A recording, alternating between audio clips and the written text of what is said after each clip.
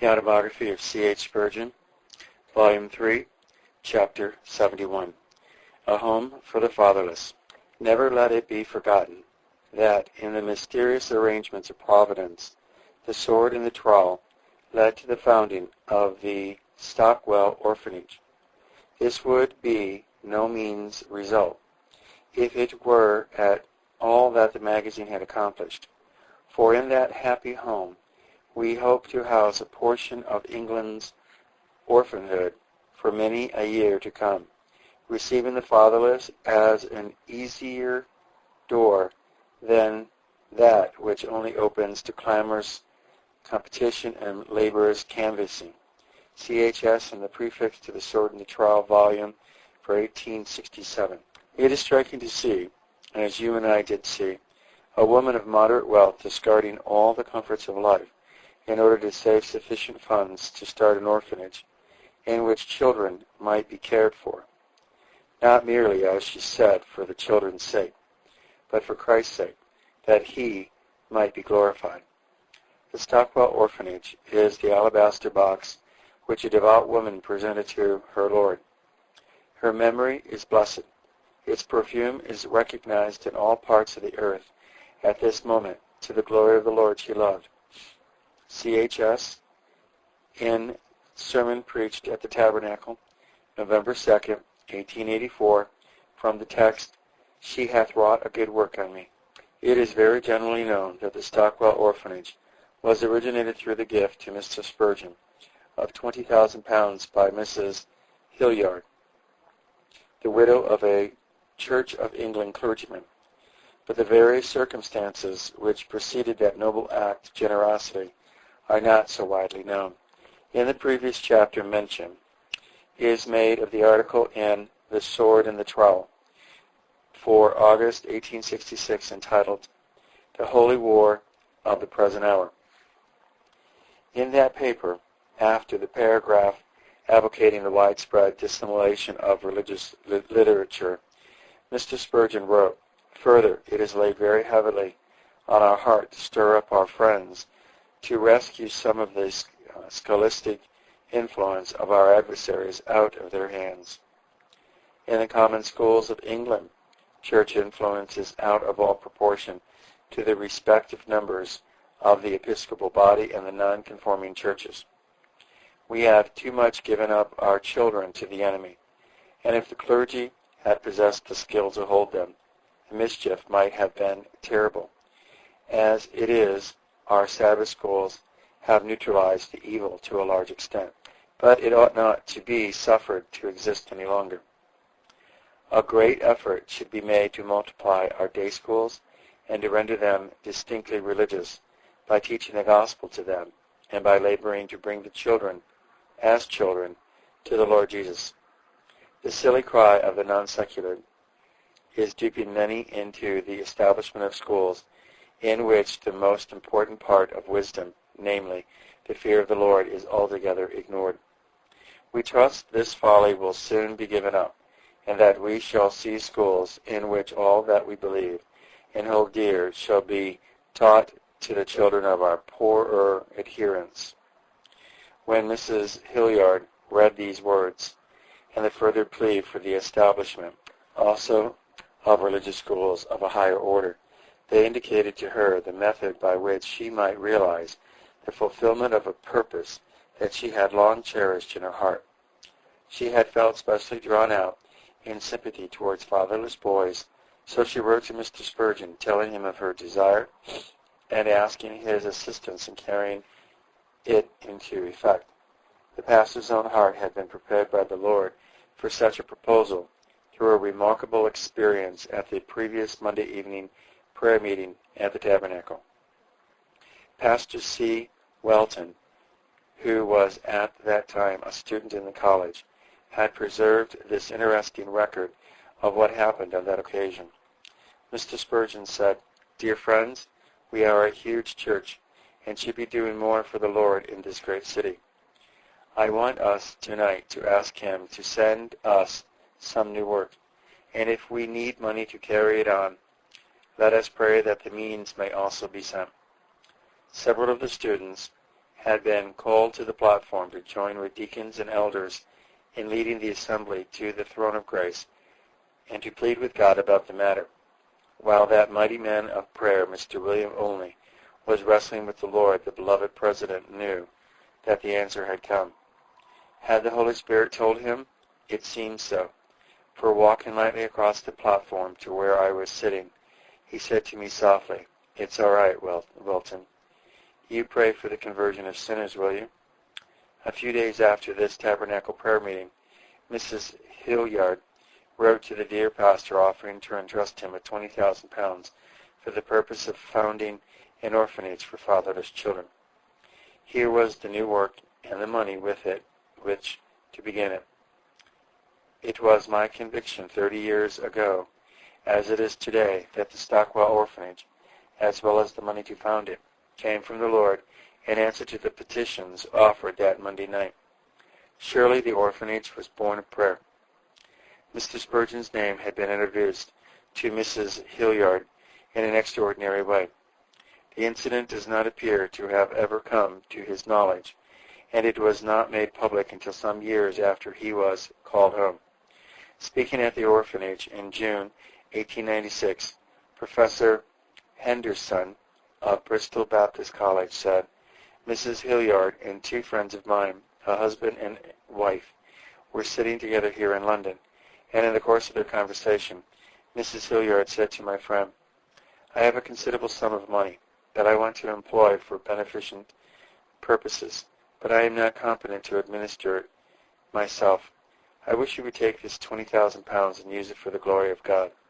My friend, who was a very sensible man, replied, 'I am quite unfit to administer that large amount.' It was pressed upon him, but he resolutely declined to accept the charge of it. Whereupon Mrs. Hilliard said to him, 'Well, if you are not willing to take it, will you advise me as to the disposal of it?' The recommendation he gave was that the money should be put into the hands of a public man, all of whose acts were known to people generally, one who was responsible to the public, and whose reputation depended upon the proper use of any funds entrusted to his keeping. This counsel was approved by Mrs. Hilliard. And now comes the remarkable part of the story. You know that she did not hold quite the same views as we do, and the gentleman to whom she was speaking did not share our intense admiration for Mr. Spurgeon, though he had a kindly feeling towards him and a high regard for his integrity and uprightness. When Mrs. Hilliard said to him, 'Will you name somebody who fulfills the conditions you have mentioned?' he told me that the name of Spurgeon leaped from his lips almost to his own surprise. Mrs. Hilliard wrote to Mr. Spurgeon about the matter, and you all know what followed from their correspondence. In reply to the first letter from Mrs. Hilliard, Mr. Spurgeon asked for further particulars of her proposed plan, and offered to go see her concerning it. She then wrote again as follows: 4 Warwick Villas, Spencer Street, Canonbury Square, Islington, September 3rd, 1866. My dear sir, I beg to thank you for responding so kindly to my very anxious and humble desire to be used by the Lord of the vineyard in some small measure of service. He has said, 'Occupy till I come,' and he has graciously given me an unceasing longing to do his will in this particular matter.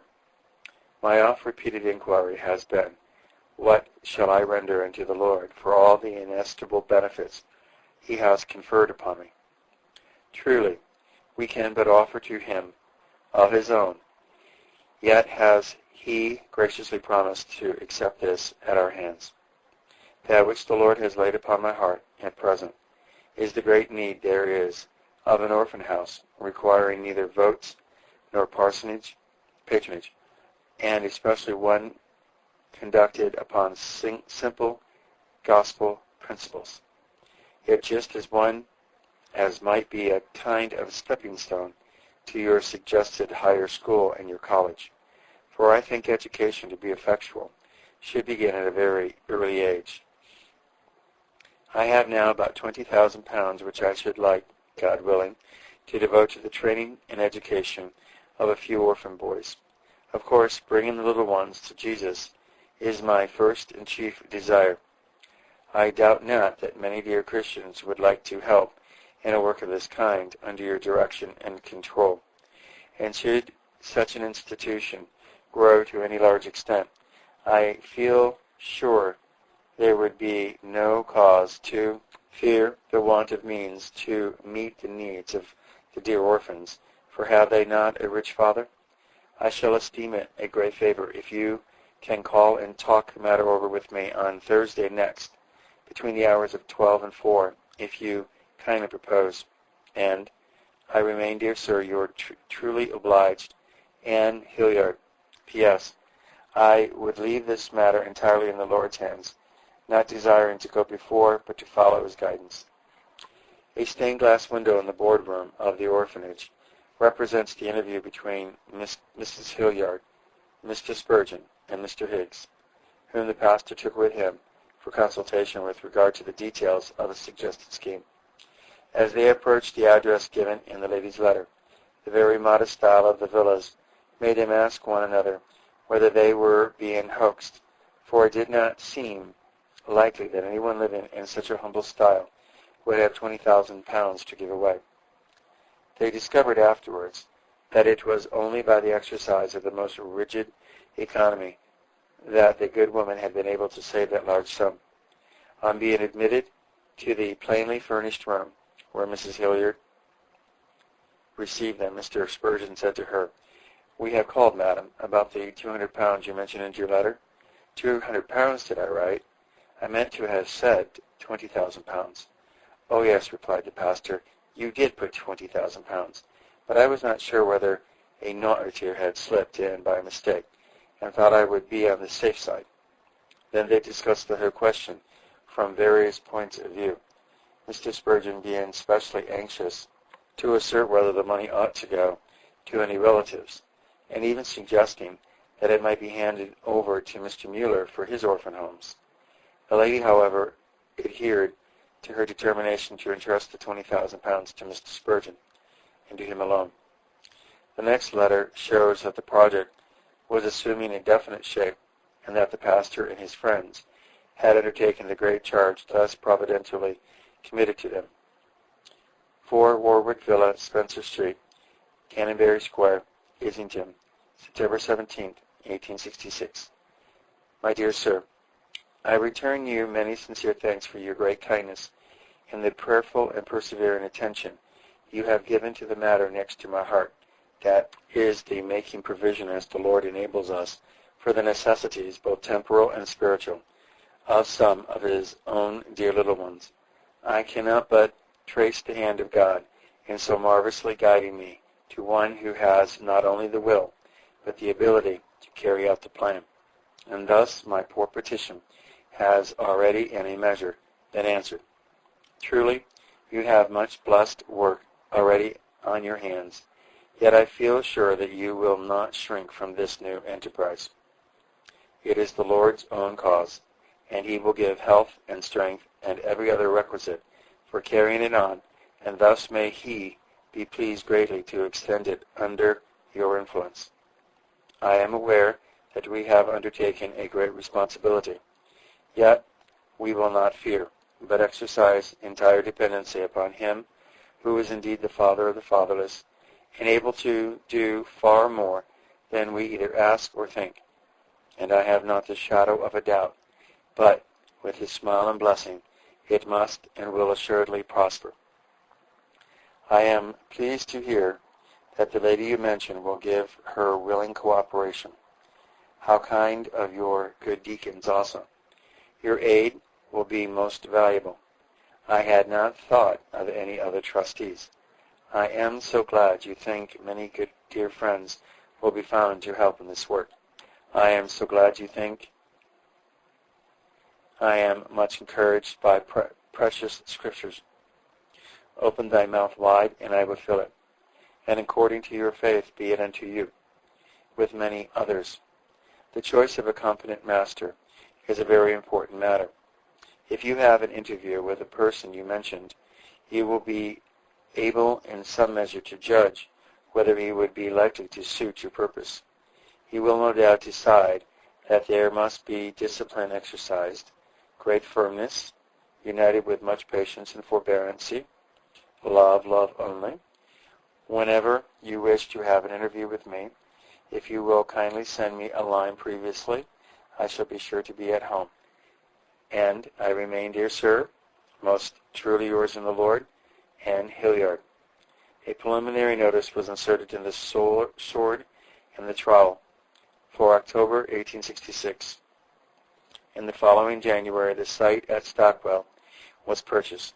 Funds commenced to come in, one of the first large contributors being Mr. George Moore of Bow Churchyard, who gave £250. The sum of £500 was given by Mrs. Tyson of Upper Norwood, a lady who long and generously aided both college and orphanage, and who in her will left £25,000 to the latter institute, and so became its great helper. As the £500 was a present from Mr. Tyson to his wife on the 25th anniversary of their marriage, the house built with it was called Silver Wedding House. The next one, given by Mr. James Harvey, was named the Merchant House. The third, presented by Mr. W. Higgs and his workmen, was entitled the Workman's House. Then came Unity House, the gift of Father Olney and his sons, in memory of Mrs. Unity Olney. The Testimony Houses, erected with funds contributed by the Baptist churches of the United Kingdom as a proof of high esteem, in which they held the president. The Sunday School House, given by the Tabernacle Sunday School, and the College House, a token of love from brethren educated in the Pastoral College. The Headmaster's House, Dining House, Playhouse, and Infirmary completed the boys' side of the institution, and at a later period a corresponding portion was erected for girls, of which an account may more properly appear in the concluding volume of this work. Very early in the history of the institution, Mr. Spurgeon announced a method he intended to adopt in raising the necessary funds.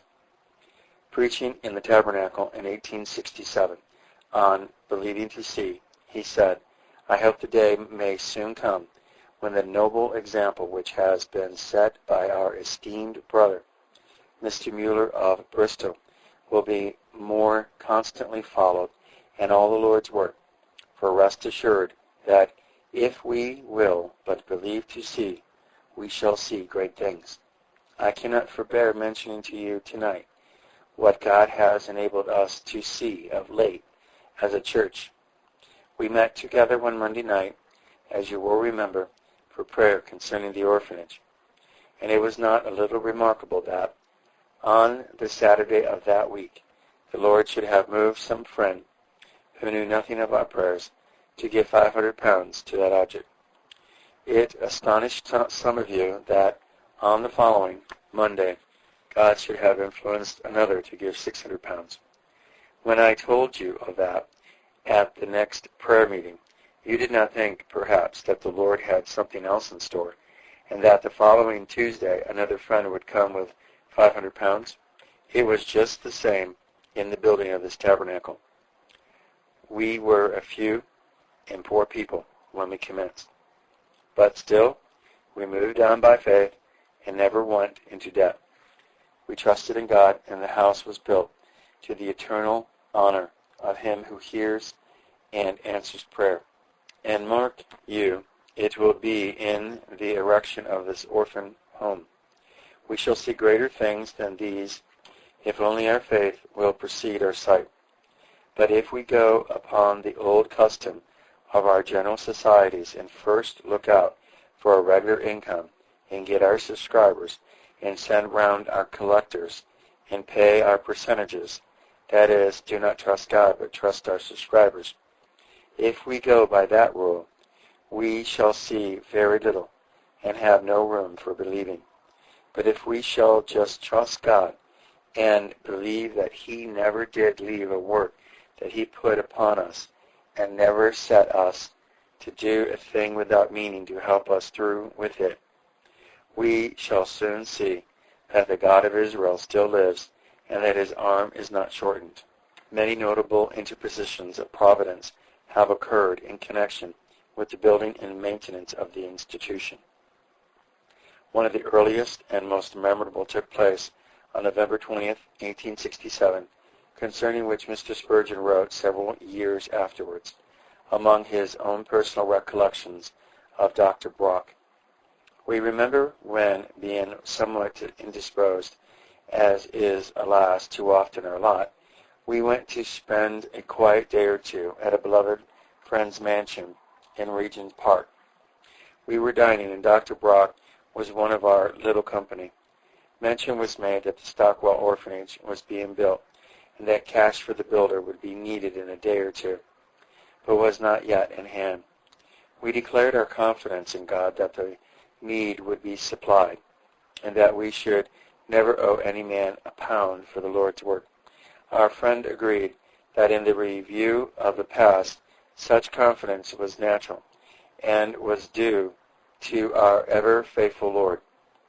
As we closed the meal, a servant entered with a telegram from our secretary to the effect that A.B., an unknown donor, had sent £1,000 for the orphanage. No sooner had we read the words than the doctor rose from the table and poured out his utterances of gratitude in the most joyful manner, closing with the suggestion that the very least thing we could do was to fall upon our knees at once and magnify the Lord.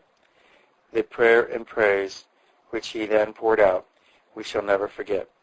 He seemed disastrous, while with full heart and grandeur, both of words and sound, singularly suitable to the occasion, he addressed the ever faithful one.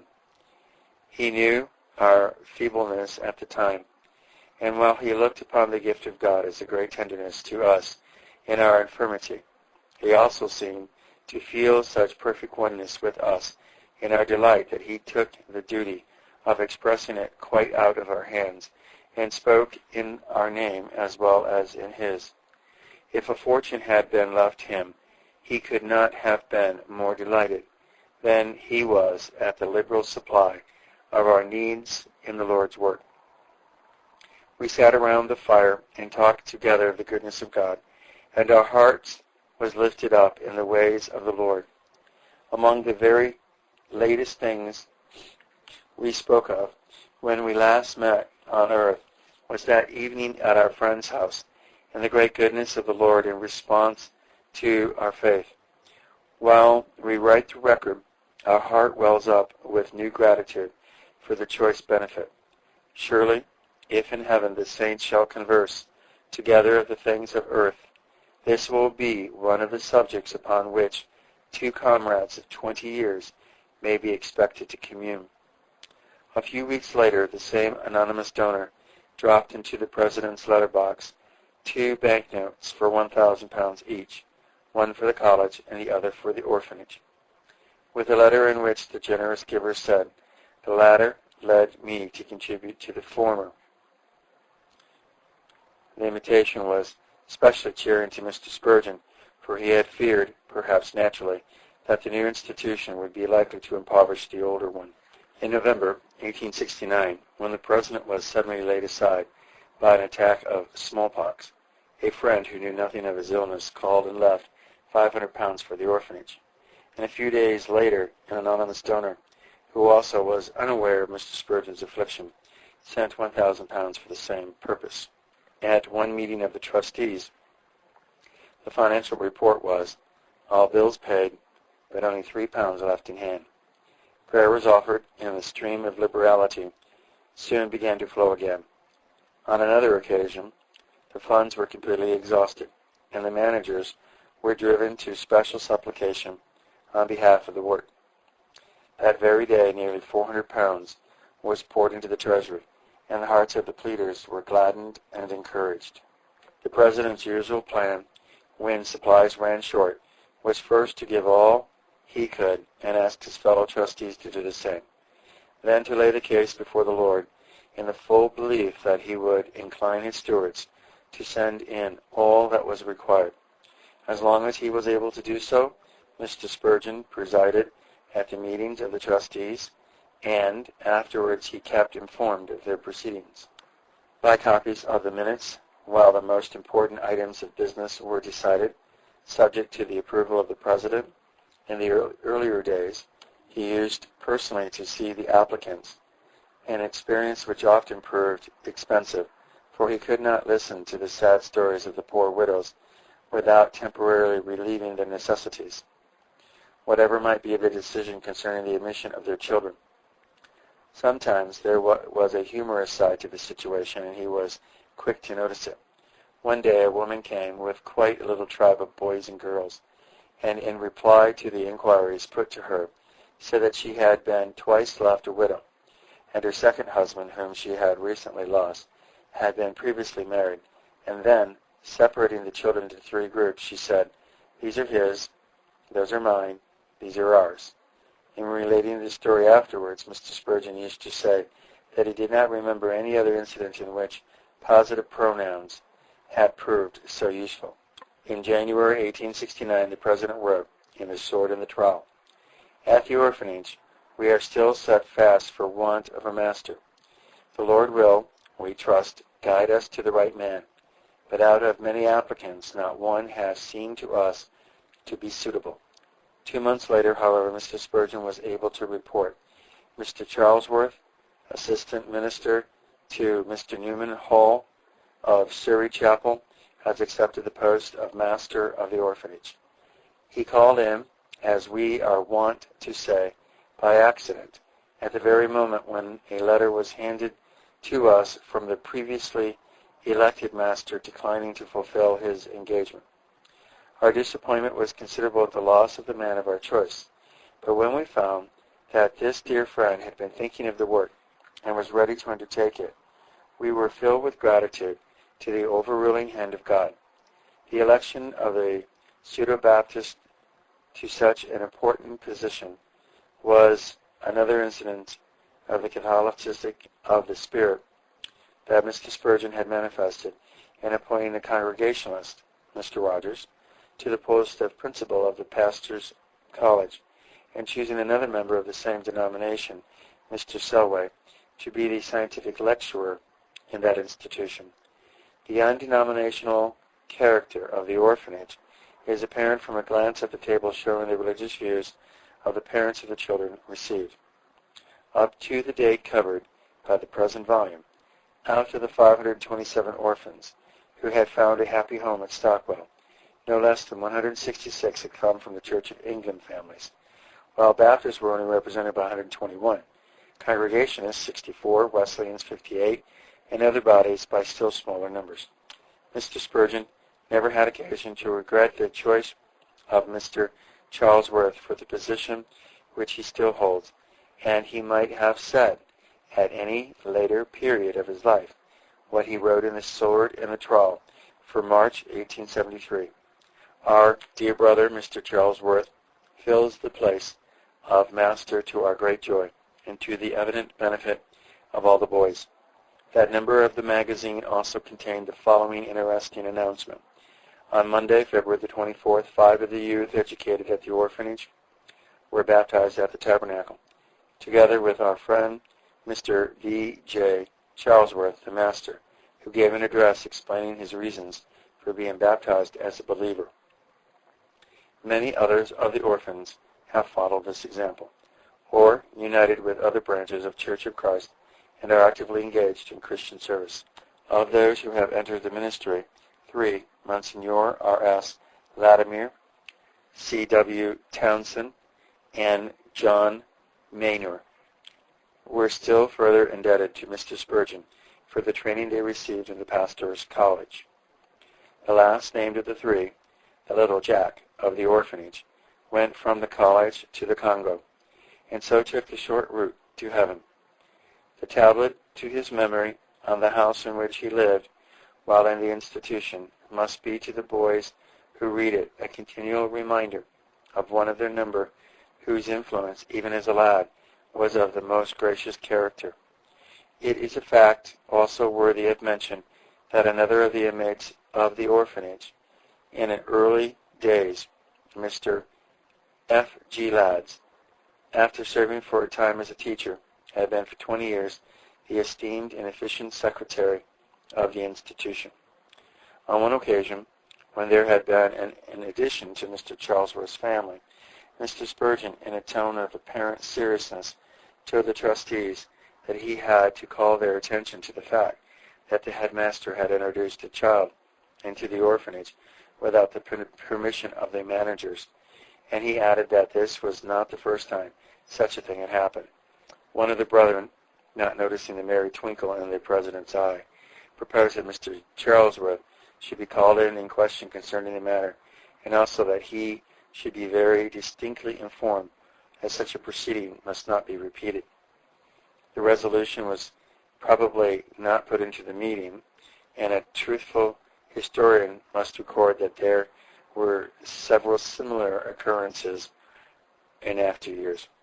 Everyone at all acquainted with the inner working of the orphanage knows with what affection, mingled with reverence, the children at Stockwell always regarded Mr. Spurgeon. He was indeed a father to the fatherless, and while no boy ever presumed upon the tender familiarity which the beloved president permitted, every one of them fully prized the privilege of his friendship.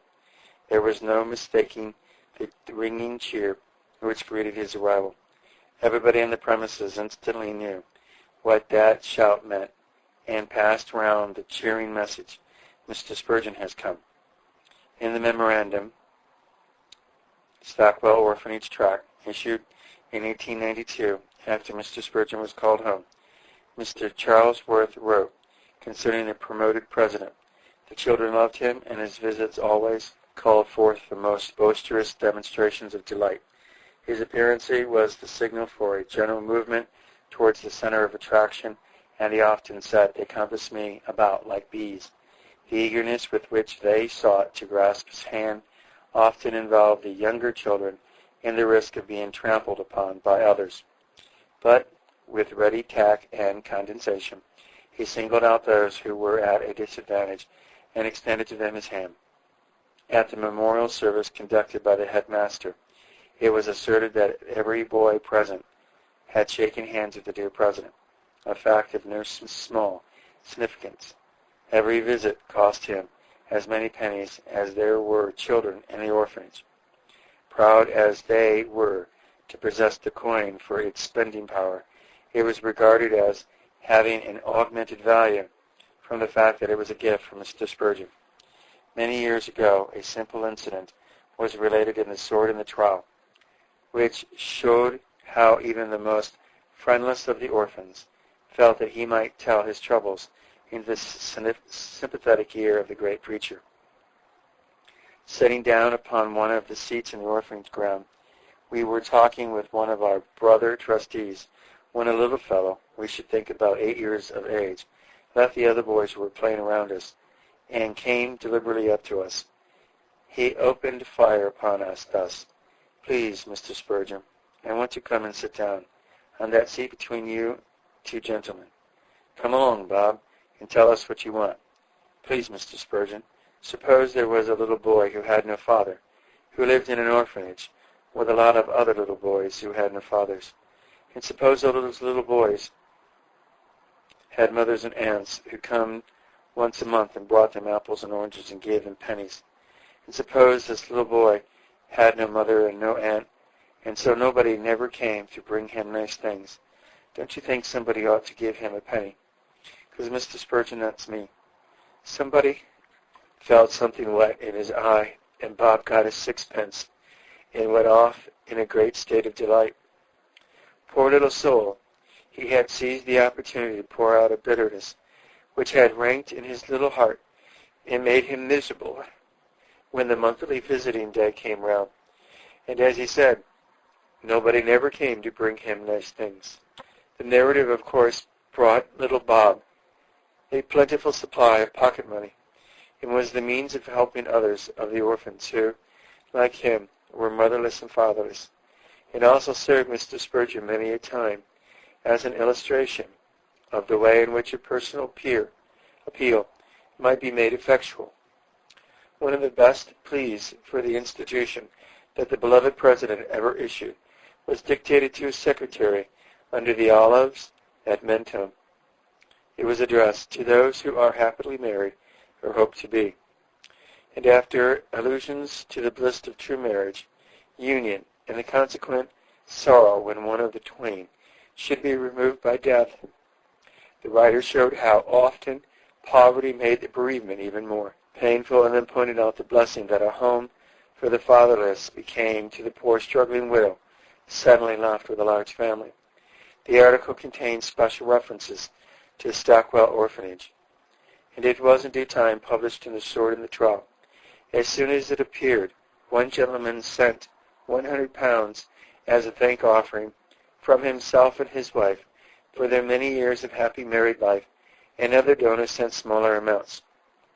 The plea commenced thus: "We do not write for those people who are married, but not mated. When a cat and a dog are tied together, they seldom sorrow much at the prospect of separation. When marriage is merry age, it is natural to desire a long life of it, but when it is marriage, the thought of parting is more endurable. Mr. and Mrs. Nagaton will be sure to put on mourning should one or another of them decease, but the garb of sorrow will be all the sorrow he or she will know. The black will soon turn brown, if not white, and the weeds will probably give place to flowers. We address ourselves to those who have the happiness of being joined together by wedded love as well as by wedlock." It was a source of much amusement to Mr. Spurgeon to receive among the other contributions for the orphanage, as a result of his appeal, a donation from Mr. and Mrs. Nagleton, who did not, however, give their real name and address. The article was reprinted in the series of Stockwell Orphanage tracts, and in that form had continued to benefit the institution. When it was ready to be issued, it was discovered that the imp, who is supposed to dwell in the printing house, had changed one word in the title and made it read, "To those who are happily married or ought to be." So a new edition had to be prepared. As soon as the booklets made their appearance in the booksellers' windows, they proved to be a source of intense interest, especially to ladies. Mr. Spurgeon heard, with a great glee, how one or another would go into the shop and point to number 4 and say, "I want that tract." He was afraid they would be disappointed with the contents, but at any rate he felt that if they did not find in it exactly what they expected, they would at least learn something concerning the institution which was so dear to his heart. Had Mr. Spurgeon been spared to complete this portion of his standard life, he would have included a grateful tribute to the help he had received from his brother and the other trustees and the masters, matrons, and teachers responsible for the different departments of the work at the orphanage, as well as to all those whose generous gifts had enabled it to be carried on so long and so successfully. This he has already done year by year in the pages of his magazine and at the annual and quarterly gatherings. It is only mentioned here, lest anyone should imagine that it had been forgotten. End of chapter 71, having been read by Peter John Parisius, also known as Brian Dean. None of my audios are copyrighted. Please feel free to make as many copies as you desire, to the glory of God.